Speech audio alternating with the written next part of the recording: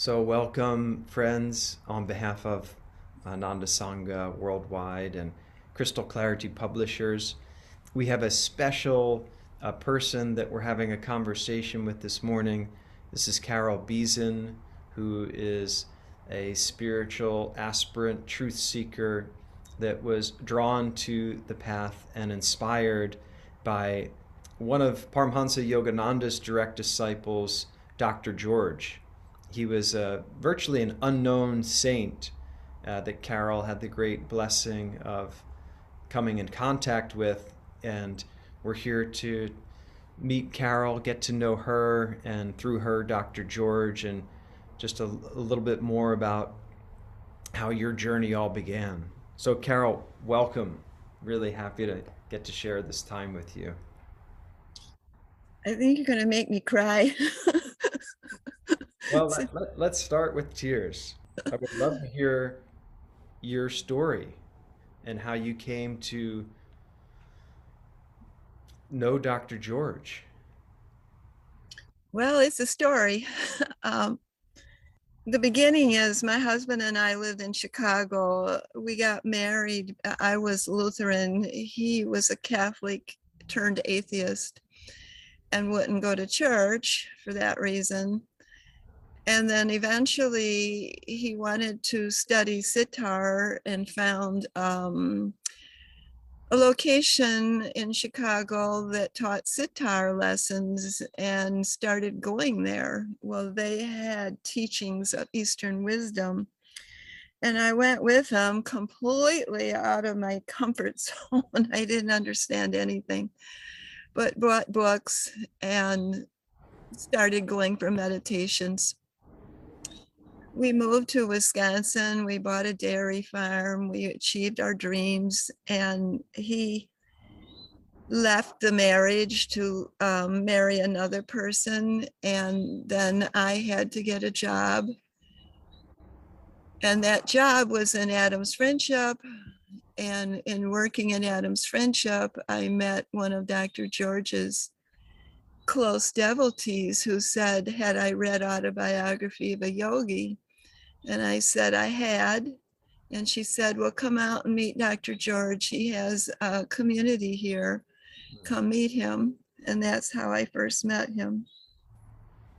Wow. And what was that first meeting like?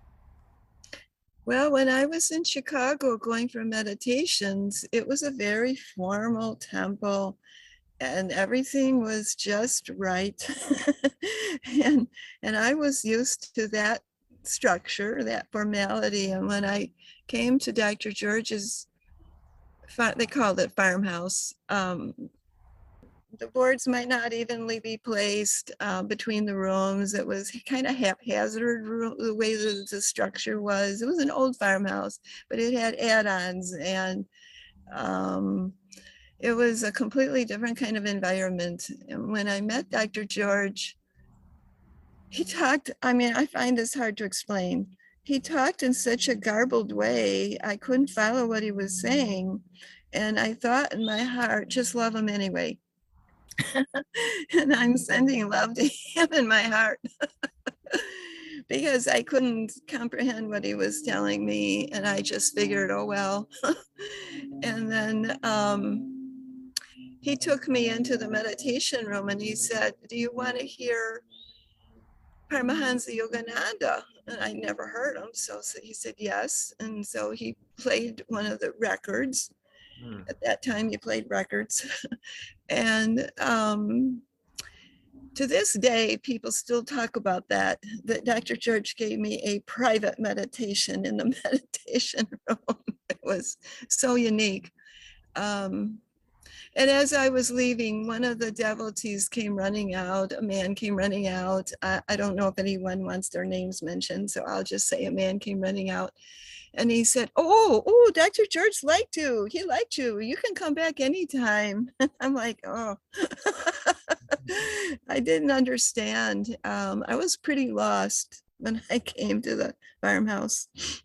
What was that feeling like when you heard when Dr. George played Yogananda's voice? Was it Yogananda singing or was it one of his talks? Um, well, we played them every morning at meditation and evening.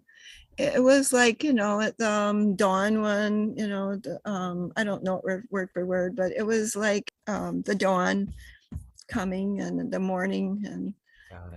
God, God, God, invocation. And to tell you the truth, I had two kids at home that I needed to get home to and worried about them. And I was struggling as a single parent, struggling in a new job, struggling in this. I was struggling completely, and my life had turned upside down. And so I love God and I wanted God, but this was like looking for a spiritual teacher at this moment was not what I was looking for at that moment. I mean, I was just trying to keep my head above water Yeah. at that time. Yeah, so here you are in a great transition period in your life trying to make ends meet, and you meet Dr. George, and at first did your respect and reverence for him grow over time as you got to know him better? Absolutely. I didn't understand things that he did always. The people that lived there were so loving and so kind and so caring. And I thought, if he can achieve this in people, he's got to be a very special person.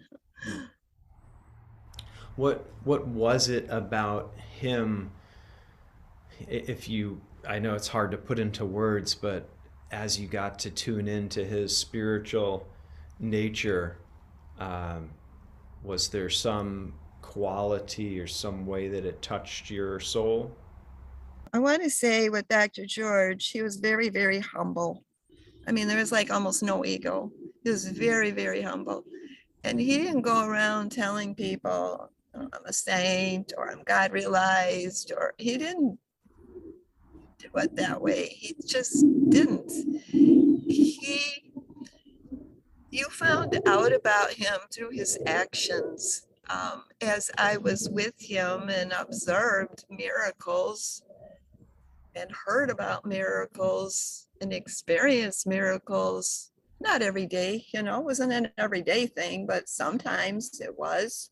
And and then the lessons that he instilled within yourself, and some of these are just still playing out where you might realize something he said 40 years later and understand the inner realization of it. But as this played out in the time I was with him, I mean, almost immediately, like Sam probably told you, Dr. George and I could be driving down the road and he would go to sleep driving, and I was pretty frightened the first time, but I trusted and had faith that we would trust Dr. George in faith, and we never ever were in an accident. I mean, this. Hold on, back up for me. You're saying you were with Dr. George in the car and he actually would. I didn't hear that story from Sam. He, Oh, you didn't? no. No, I've heard that Oh, actually some other wild stories that Dr. George maybe drove backwards at times when it was needed. Something happened with the car, and yeah. Well, I haven't heard those, but several times I was with him, and he'd be driving and he would just like slump over like he's totally asleep.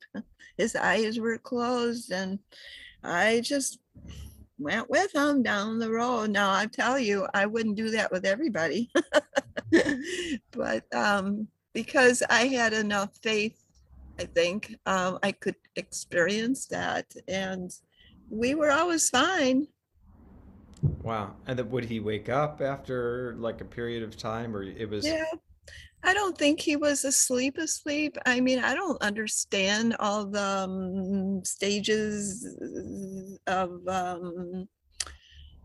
maybe higher inner bliss. But whether he was somewhere else working with other people at the same time, or whether he was in a bliss consciousness, or I don't know, because he didn't just talk about it. He Right. didn't say, I'm going to, go to Samadhi or something. He just did it. Wow.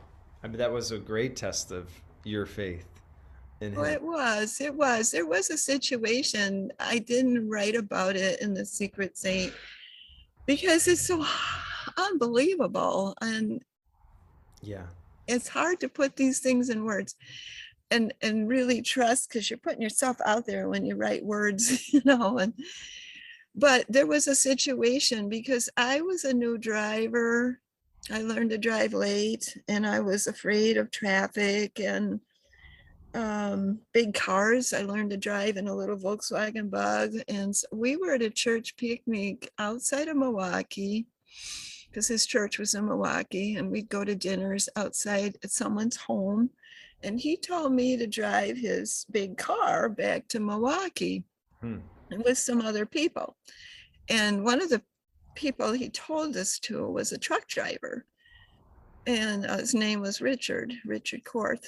And I said, Richard, you drive, you do it. He says, no, Dr. Church told you.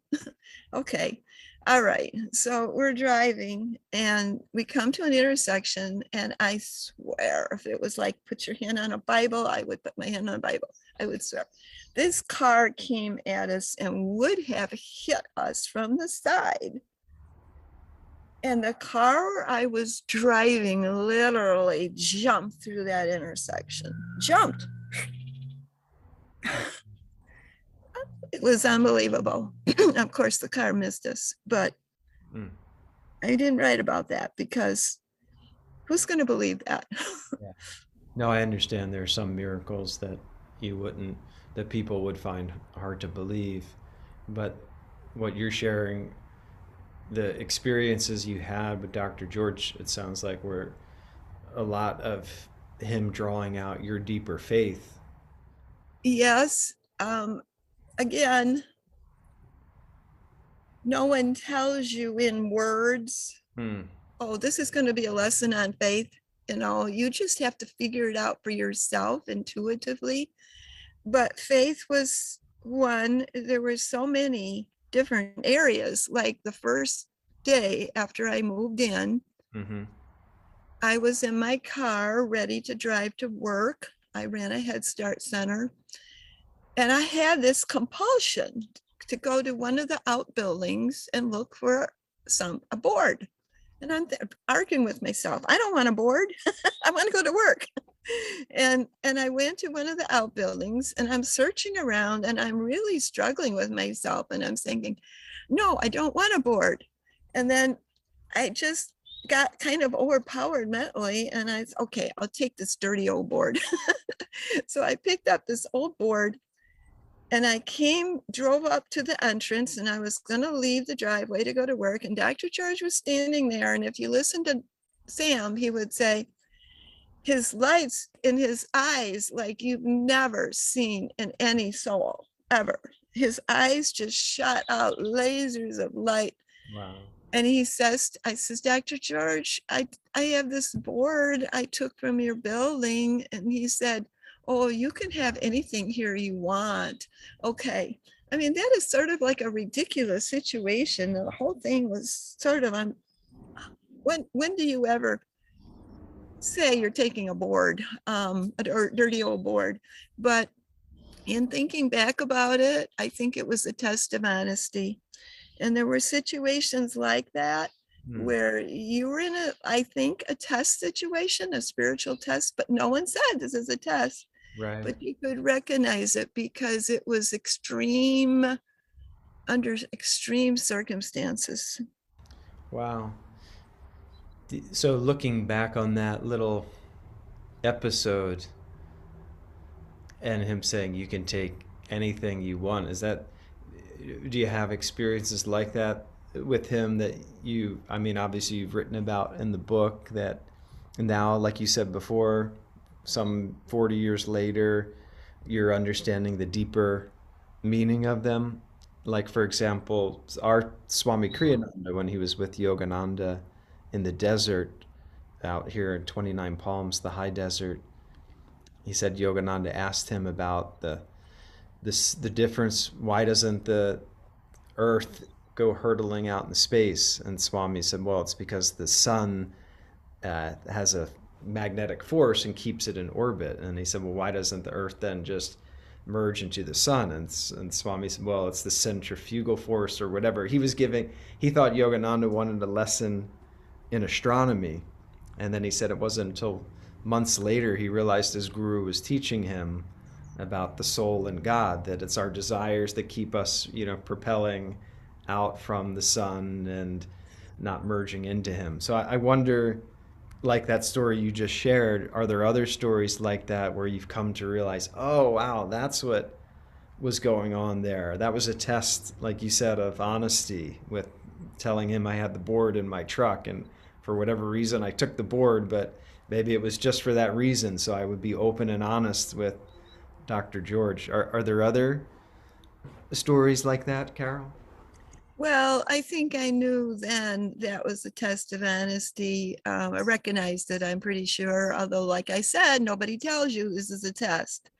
But there is what you're referring to, a different aha moment. And I wrote about it in The Secret Saint, in that my son asked for candy. And in those days, you didn't ask for things. It was like polite to not ask. And I'm saying, Ben, Ben was like two. And I'm saying, Ben, no, don't ask for anything, and Dr. George had left the room. And then a little while, he comes back with this great big grocery bag, and he dumps all this huge bag of candy all over the table. Oh my God. And I'm like, to myself, I didn't say anything out loud, but like, Dr. George, you're not helping me teach my child manners. I was a little miffed, but I didn't say anything. Okay, so many, many years later, I realized, ask and you shall receive. Ben asked for candy, and if Dr. George would have just brought a couple pieces of candy, I don't think I would have gotten it. But he brought this whole big bag full of candy, and we didn't have candy around there. I don't know where he got the candy, but he dumped it all over, covered the table with candy. And so I think many, many years later, I realized, oh, ask and you shall receive. That's beautiful. Oh, like he was responding to the child and of course, your son here in this instance, but it also sounds like just that childlike, what you're saying, when we ask with that childlike trust that God will give. That's beautiful. When So the book that you've been mentioning about Dr. George, again, it's The Secret Saint. Is that the name of it? The Secret Saint, Memories of Dr. George. Beautiful. I love that photo of Dr. George, very blissful photo. In writing, thank you. In writing the book, Carol, were there other stories like that, but just, as you have, because when you put down those stories, you're reflecting on them in a deeper way. Um,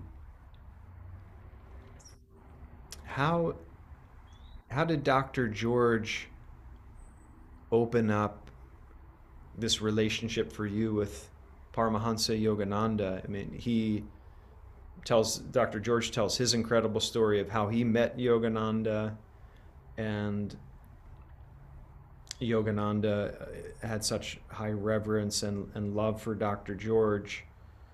Was there, I mean, you just shared it with the light coming from his eyes, but were there other ways in particular that you felt, say, Paramahansa Yogananda's vibration through Dr. George, or maybe it wasn't, I don't know.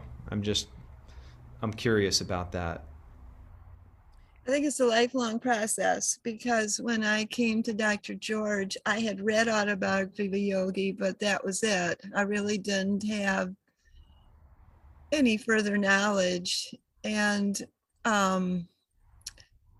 but as time went on, and I read the paths and books of the disciples of Paramahansa Yogananda, I recognize so many things that Dr. George did, that Paramhansa Yogananda did. You know, I could relate to the lives of the disciples with Paramhansa Yogananda because it was so so similar. I mean, in one story, the disciple talks about his little room. I don't remember his name, but it was a little room where he stayed, and I think the plaster was falling off the walls, and it had a single light bulb dangling. You remember that story? Yeah. Well, So I think you're talking about Norman, but keep going, oh, please. could be, could be. Well, I mean, we didn't have that exact same thing, but it was that's how we lived too. I mean, it wasn't fancy. You know, it was um it was similar to that in a different way. It was clean. But it was austere. It's austere and unusual living situations. If you were looking for like a spiritual retreat, or looking somewhere and paying a lot of money to go somewhere to have, and there's nothing wrong with that. If you were looking for that, you wouldn't find it here. I mean, I don't think it would attract people that were just looking for a fancy place to stay, because it wasn't that at all. And then Dr. George, once he told me, this is going to look like a park. Well, of course, someday, not now, but someday it's going to look like a park. A park meaning, in my mind, so he always talked in parables. You never knew. You could take things in layers. To me, the park would refer to Paramhansa Yogananda's hermitages and how beautiful they are, and that this would be like that someday. But it wasn't like that then. And we lived there simply. It was simple. We didn't have, I mean, we had what we needed. We actually sawed our own wood for the wood burning furnace. In fact, there was a little time when some of us were outside every day cutting our own wood. And then Sam came once, and Dr. George asked him to cut wood. Well, we're used to it because we did it every day. And he was trying to cut wood with us, and he kind of went on to do something else because it was hard work and he wasn't in shape for it. It sounds like that plain living, simple living, and high thinking is one of the ways Yogananda talked about communities, right? Simple living and high thinking lead to the greatest happiness. And Dr. George followed suit in that respect. Were there any personal advice? I know Dr. George, spoke more. Maybe he didn't give the advice outwardly, or you were just taking in the lessons, like that story you shared. But is there any personal advice he gave you for your spiritual journey, or little nuggets that you hold on to, that you continue to meditate on, that are helpful for you, that you would be open to sharing? Like I said, he spoke in parables, and you had to discern for yourself what it meant. So one time he was saying to me, because somebody had brought raspberry plants and started growing them there, and he said to me, the raspberries are hard to start, but once you start them, they keep going. They're hard to start, but once you start them, they grow on their own. And I feel he was telling me, because I was only with him the last 2 years of his life. And I feel he was telling me I could keep going on my own, because I didn't have to go somewhere and look for something. I didn't have to go looking for a teacher, a guru. I was where I was supposed to be. And another thing too, at a different time, we're walking along and there's huge field of blue flowers on the right, no, the left. And he goes and leans down and he looks at this single little flower just by itself. And I'm thinking, Dr. George, look at all these beautiful flowers over here. Excuse the traffic noise. I hadn't taken that into account, Oh, it's being okay. outside. Okay. And he didn't care about all the beautiful flowers over to the side. He's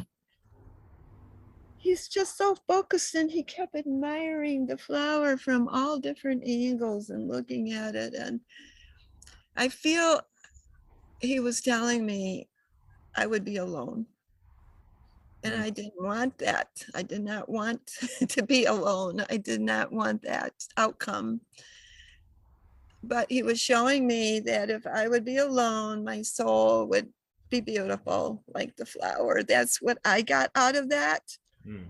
And my life did go that way. My kids grew up and moved away. And but what he did for people was he gave them hope.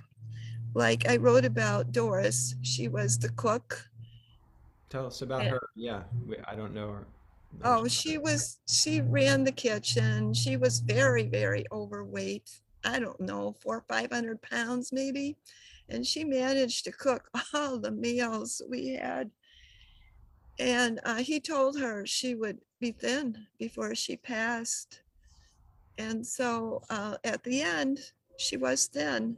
I mean, he would tell you things to give you hope.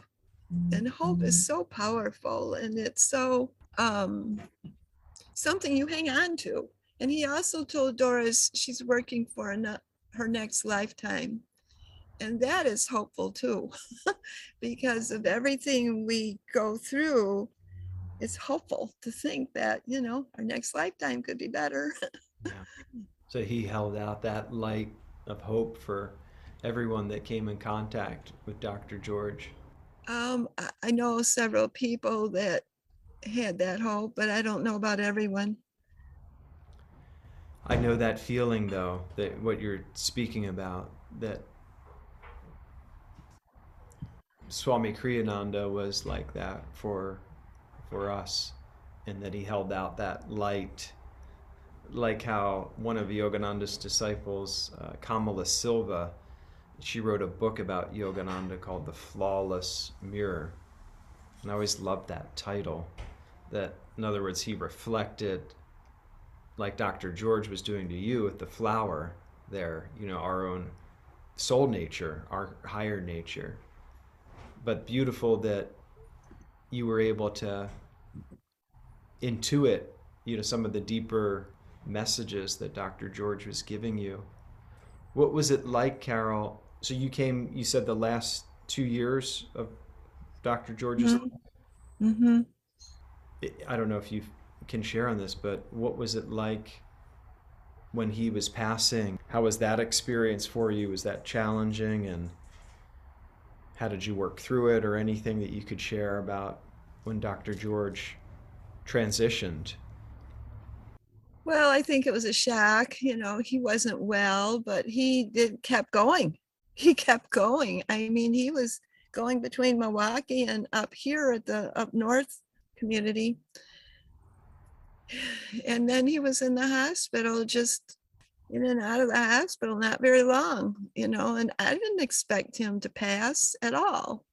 In fact, I had just been to the Milwaukee church on a Sunday and driven back, which was 3 hours driven back here. And it was 3 hours there, 3 hours back. It's a long day driving there and back. I was tired.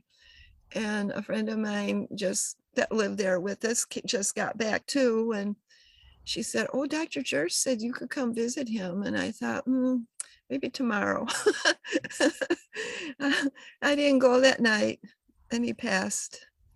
And I didn't expect that to happen. And so, of course, we all went to Milwaukee and went to his memorial. And there is a picture. And I still think it might be good to put in the Secret Saint sometime for the next edition. There is a picture of the altar, and there are the masters in a cross, their pictures, and where Dr. George's picture is, it's all light. It's just all light. And I think I felt maybe like how the Christians felt when Jesus passed, because we didn't know what was going to happen. We didn't know what we were going to do, and things had to unfold. But we had, Dr. George had told Jerry Neal to be the minister at the Milwaukee church. And he came up here and he told us, Dr. George had told Fred Cophamel to run this location up here, and Jerry was going to run the Milwaukee church. But they didn't tell us what to do. We lived here and we lived as a group, but they didn't. We just continued like we did before Dr. George. We would discern what we're supposed to do and follow our intuitions. We kind of continued on the way Dr. George had been with us. And eventually everybody either moved or passed on, and we had a community of people near here. Same thing, they either passed on or moved eventually, but some people are still here, like me. And my friend owns the property that Dr. George had. She bought the property, and she's spending all these years trying to clean it up with the older buildings kind of collapsed on the ground, and it's the job cleaning all that up. And I will share that when Fred Cophamel was the minister here and Dr. George told him to clean it up with the outbuildings and everything, he spent 10 years cleaning up all the things to clean up. And then he realized, here's the inner realization. He said, I thought I was cleaning up the environment, the outbuildings, but I realized I was cleaning up me inwardly, a cleanup process. Yeah, cleansing is hard. That reminds me, it sounded just like St. Francis, the story of when Christ told St. Francis, rebuild my church. And he literally started rebuilding that little temple, I think it was San Damiano. And then he realized that what Christ meant was to rebuild people's faith and hope, like you were sharing with Dr. Oh, that's George. beautiful. Thank you. Yeah. Yeah, well, thank you. I'm sure that's why it's such a blessing to be able to talk about Dr. George and for you to share your experiences so we can all reflect on them and bring them into the light more. For the spiritual, someone that's starting their spiritual journey, Carol, would you have any advice or suggestions for like our world today? You were talking about how Dr. George brought such hope for people. I think people are really in despair, with the conditions and the state of the world.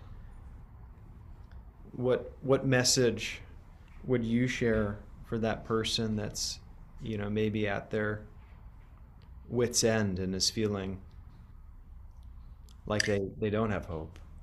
Yeah, I know what you're talking about. And that could be me too sometimes if I watch the news. I mean, it is so painful that you can't bear it. I think one thing is you begin to feel deeply any little hurt, not little, big hurts, little hurts. You feel deeply anytime anyone is suffering, and you suffer too.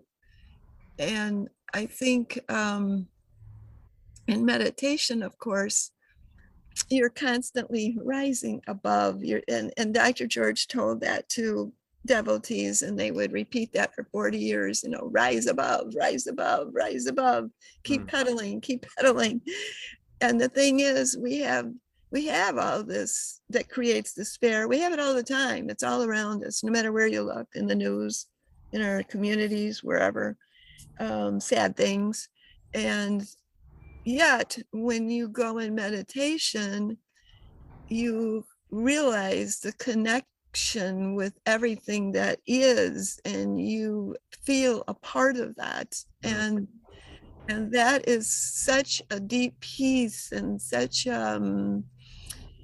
state to be at, that it's like you're in that state and you're not in that state of dwelling on the despair. That's beautiful. Yeah, you rise above. You reminded me, Swami Kriyananda wrote a chant, "Rise, O my soul, in freedom, nothing to fear anymore." And when we meditate, like you were sharing, you feel that connection with God. You feel that connection with Spirit. And I think that's what you felt. I'm sure that's what you felt with Dr. George. You felt that abiding reality, God's bliss through him, the divine hope, the the a true divine friend, someone that was holding out the highest in you. So thank you for that. That's really powerful. Our Sam, what you were saying reminded me of something Sam shared about Dr. George, that I think it was Bob Raymer. Yogananda told Bob Raymer, go and visit Dr. George. And when Bob Raymer first met Dr. George, Bob Raymer was from maybe more high society and more a wealthy background. And he came in, and Dr. George's place, is like you said, more simple. And he had him sit on the couch, and dust came off the couch or something like that. This is a story Sam told, so I'm paraphrasing. But then Bob sat and meditated there, and he said he felt this overwhelming bliss. And he said, "Oh, wow. Well, now I know." It's like the secret saint, like you were the title of your book about Dr. George, that maybe, I don't know if you felt this way, but maybe he had a little bit of this outward veil that sort of kept people, you had to be a true, sincere seeker to see through that outerness to get to his spirit within. um, I want to go back to something you said about his humility. It was very beautiful, just about how he didn't talk about himself, and yet many people came to him for healing, uh, and he never ascribed the healing to him. I know he always would feel or say that God was the healer and God was the doer. Were there other experiences that you had, or people that you know about, that either had with healing from Dr. George through just his simple way of being, his humility, like you said? Oh, I could talk for hours. Well, go ahead. um, We don't have hours, but we have a little more time. yeah, there's a lady named Spring that she was the one that suggested we write The Secret Saint. And I did not directly experience it. I'm telling you her story. She had some serious problem with her eyes, and people were telling her to go see an eye doctor. And Dr. George told her to go in the meditation room and pray. And she did. She went in the meditation room. And when she came out, she said that she had been praying for other people that had eye problems, Hmm. and her eyes were healed. Wow. And that was a story that we comes back to me often over the years too, because when you get an illness or a medical problem, you become wrapped up in yourself, and to remember to pray for other people that have that problem. Hmm. That was her example that I gained from her example. That's a beautiful story. Yeah. But for me, I talk about it in The Secret Saint too. I think it was I think it was again a spiritual test time, because normally I was never sick in his presence. Normally, before I came to live with him in the community, I would have bronchitis from September till May. My goodness. Yeah, well, off and on, and taking a lot of antibiotics. And when I was with him those 2 years, I was never sick, with one exception. One time he would go back and forth between Milwaukee and our up north location. And so when he was in Milwaukee, I got very sick, and I thought I was going to literally die. Hmm. Then he would come on a Tuesday afternoon from Milwaukee, and he would stay until Sunday, and then he would go back to Milwaukee again. Well, he arrived on that Tuesday afternoon, and I forced myself to get up and go down and be in his presence. And as soon as I was in his presence, I was totally well. And he said to me, now, just the week before that, the woman my ex-husband was living with and eventually married had come to visit and see the spiritual community. And he would do things to draw out your feelings, and he would treat her like a queen. And I'd have to work on my jealousy. Well, he told me to call her up and tell her she could move in. And that would be really hard for me to do, because that would be the hard thing to do. But I did. I went to the telephone and called her up, and I told her, Dr. Church says you can move in here. Well, she decided she would rather stay where she was. But the point is, I did it. And I think that was a test of obedience, that I would follow what he said there about calling her up and telling her she could move in, because it was under the hardest of circumstances. I had been so sick, and then to call her up and say she could move in, that was extremely hard. That must have been really difficult, but you listened and you did. Yeah. It sounds like he helped you work through some of those emotions too, and heal them in that way. Yeah. Wow. Are there, before we close here, are there any other stories from the Secret Saint or anything else that you haven't had a chance to share, or anything you wish I had asked that I hadn't yet asked? Well, I'm telling you the situations I think that were tests that I passed. I didn't tell you the one I failed. Although the one that I did pass, I think, he had this log, and he had me cutting it up, and I'm sawing and sawing. I don't know what kind of log it was, but my arm was going to fall off, and I just wanted to quit. And it was like, kept going and kept going and kept going and kept going. I don't know how long it took, but I eventually got it sawed in half. And then he said, oh, you did real good. I don't know if that was endurance or what, but perseverance. Then he brings me this log, and I think, oh, no, not again. And he has me saw it. Well, it had been pre-cut. The thing fell right in half.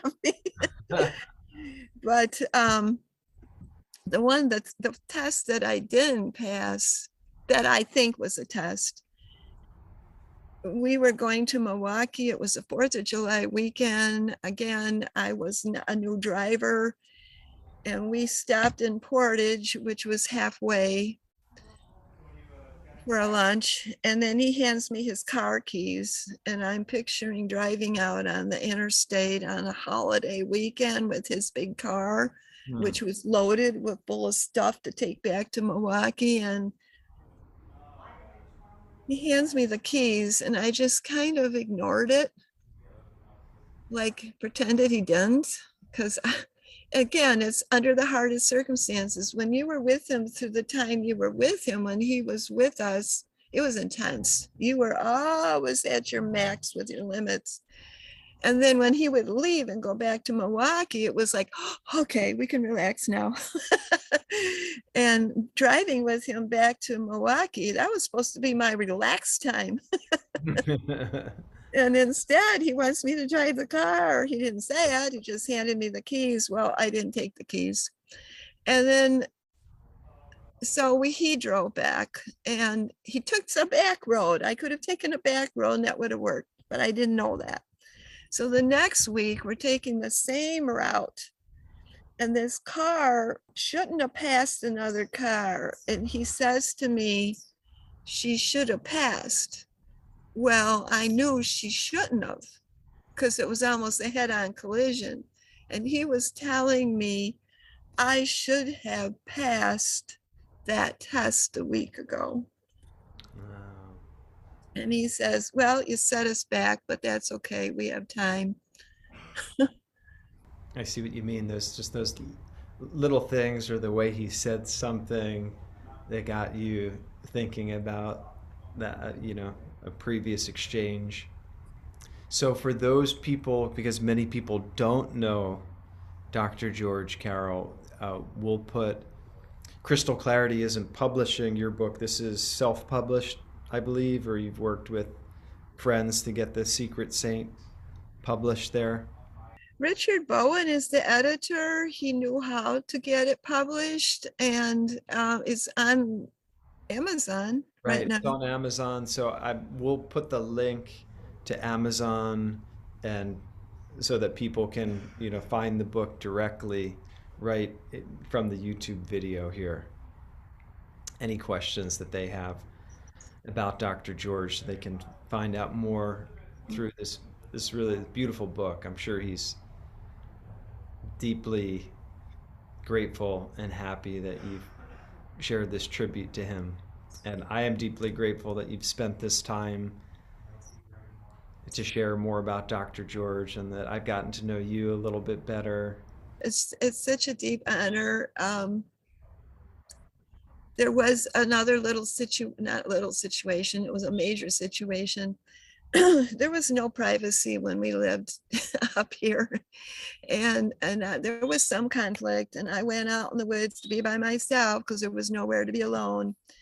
And this lady came to find me, and she says, Dr. George said, she said it so intensely, you will be a teacher of children.